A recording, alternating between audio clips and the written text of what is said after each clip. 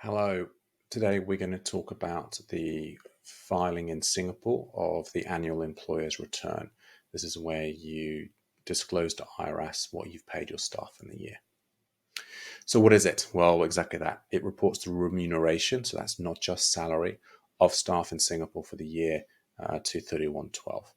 All employers must complete the Form IR8A, and this is for full-time and part-time resident employees, non-resident employees, resident company directors, non-resident company directors, board members who receive fees, employees who are working for the company while receiving a pension, and employees who have left the company but should get income for the preceding year.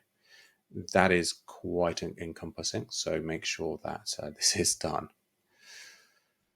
The following are excluded: foreigners posted overseas after clearance who did not render any employment in Singapore for the rest of the calendar year. So in other words, if they were in Singapore for 6 months, they exited, they've paid tax and it's been declared on that 6 months, then they don't need to be on this form for the following 6 months. Foreigners who are contracted by a Singapore employer to be based overseas and rendered their employment services wholly, so that's entirely outside Singapore for the whole year.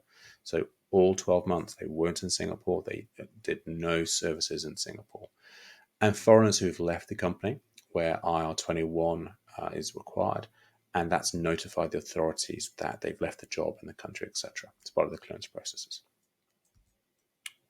The deadline is 1st of March. In Hong Kong, these forms can be extended. In Singapore, our experience is that that is a pretty hard deadline, and there's significant fines for late filing. If you've got more than 6 people in the company, or it's been requested, you have to do this electronically and file it. If not electronic, then you only need to give copies to staff. You don't need to give copies to IRS, but you still have to do that by the 1st of March. So this is very important to do for staff and, of course, obviously for IRS as well. Other forms, there's a number of appendixes. They're here on screen, so you can pause and see.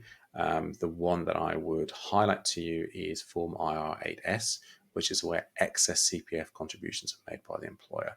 Last year, we had some clients who came to us in this situation, and these were forms that had to be filled in. That's it. It's a simple process with practice. Luckily, we've practiced it a lot. Good planning, good execution, and get this done on time.